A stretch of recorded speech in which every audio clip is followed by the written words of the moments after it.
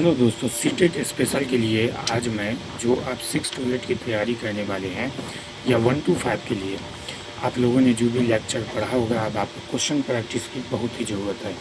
तो मैंने सोचा है कि आपको बाय टॉपिक वाइज हर एक टॉपिक का क्वेश्चन आंसर आपको करा दिया जाए, वो भी दो बुक से। ये जो क्वेश्चन आंसर होगा आपको ये कृषि से होगा और NCERT 6 to 8 की बुक से स्टैंडर्ड, मतलब पूरा NCERT बेस है ये, और इससे आपको तैयारी कराया जाएगा। अगर आप हर टॉपिक को फॉलो कर लेते हैं और बार बार प्रैक्टिस कर लेते हैं तो समझिए आपका सीटेट का ज्योग्राफी हो या हिस्ट्री हो, ये सारा चीज़ का तैयारी आपको यहीं से करा दिया जाएगा। 100% आपको इससे आपको क्वेश्चन मिलेगा ही। जैसे एक टॉपिक है कृषि, इससे 4 से 5 क्वेश्चन आ जाता है, या 2 से 3 क्वेश्चन जो कि बुक में दिया हुआ है, 2 से 3 क्वेश्चन आपको कृषि से आ जाता है। तो हम लोग यही का क्वेश्चन आंसर करेंगे। आप लोगों ने नोट में पढ़ाई होगा, लेक्चर पढ़ाई होगा, और नहीं पढ़ा तो यहाँ आपको डिटेल भी बता दिया जाएगा विद क्वेश्चन आंसर। जैसे पहला क्वेश्चन आपको बोल रहा है कि निम्नलिखित में कौन सी विशेषताएँ निर्वाह कृषि से संबंधित है। निर्वाह होता क्या है? तो निर्वाह कृषि हम उस कृषि को बोलते हैं जो जीवन, मतलब अपने जीवन को बिताने के लिए जो कृषि की जाती है, और वो कृषि आज से नहीं, लगभग हज़ारों वर्षों से कृषि की जा रही है। हड़प्पा सभ्यता में जाइए या उससे पीछे जाइए, हर सभ्यता में कृषि की गई है। ये कृषि पूरी तरह मानसून पे डिपेंड होती है और श्रमिक जो है इसका श्रम से होती है, मतलब मेहनत से ये कृषि वो की जाती है। तो क्वेश्चन देखिए, निम्नलिखित में से कौन सी कृषि निर्वाह कृषि से संबंधित है। पहला आप बोल रहा है कि भूमि के छोटे टुकड़ों पर आदिम कृषि औजार के द्वारा खेती की जाती है। बात सही है, इसमें हंसुआ कुल्हाड़ी का उपयोग किया जाता है ये कृषि में, तो ये स्टेटमेंट सही है। दूसरा बोल रहा है कृषि प्रायः मानसून पर निर्भर है, तो निर्वाह कृषि एक्चुअली मानसून पे ही निर्भर है। इस श्रम प्रधान कृषि है, ये भी है, इसमें श्रम बहुत लगता है, मतलब मेहनत बहुत ज़्यादा लगती है। फसलों की उत्पादकता एवं प्राकृतिक उर्वरता पर निर्भर है। तो पूछ रहा है ये सब में से कौन सही है, 1, 2, 3 या 1 और 2, आप लोग गेस करके बताइए। तो यहाँ जो है उपयुक्त सभी है, यानी इस क्वेश्चन के लिए सभी चीज़ मान्य होगा।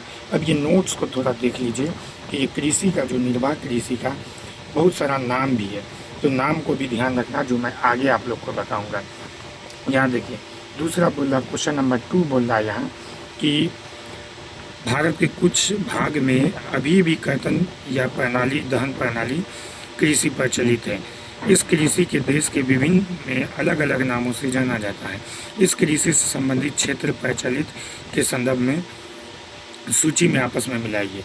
तो बोल रहा है कि जो दहन कृषि है, जिसको कर्तन कृषि भी बोलते हैं, उसको भारत के अलग अलग राज्य में अलग अलग नाम से बुलाया जाता है। अब जैसे अंडमान निकोबार में द्वीप समूह में दीपा नाम से जाना जाता है। बोला ये सही या गलत है?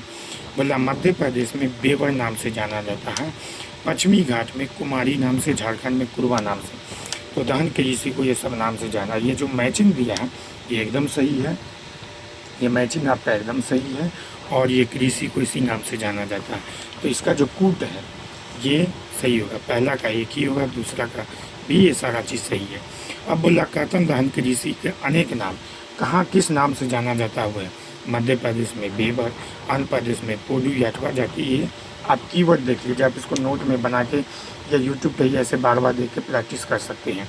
साथ ही इस कृषि के बहुत सारे नाम विदेश में भी है। जैसे हम इस कृषि की बात करें तो कर्तन दहन कृषि को मैक्सिको और मध्य अमेरिका में से मिल्पा नाम से जाना जाता है। वेनेजुएला में पुनुकू और ब्राज़ील में रोका नाम से जाना जाता है।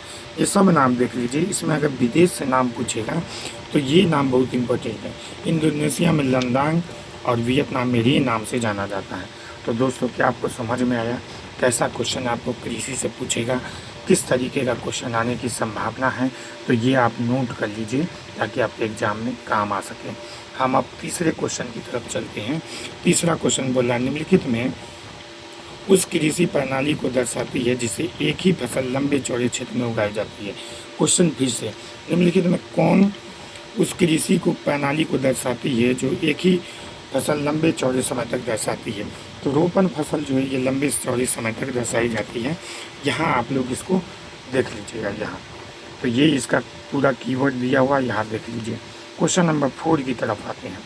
4 नंबर क्वेश्चन बोल रहा है, भारत में शास्य प्रारूप के संबंध में नीचे दी गई कृषि पर बयान कीजिए। शास्य प्रारूप क्या है, तो इस चीज़ को देख लीजिए, इसका भी कोई आंसर नहीं होगा। आगे का वीडियो जो है, आगे का जो क्वेश्चन आंसर है, जो कि बहुत सारा भी क्वेश्चन है, यहाँ आप देख सकते हैं कितना सारा क्वेश्चन है।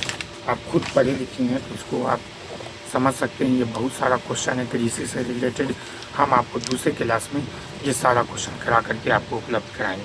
अगर आपको इंटरेस्ट है इस क्वेश्चन में तो आप लाइक सब्सक्राइब कीजिए, कमेंट में ज़रूर बोलिए कि कृषि से रिलेटेड सारा क्वेश्चन आप डाल दो, हम डाल देंगे।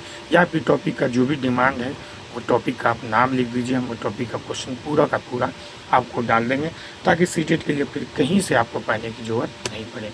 Thank you so much.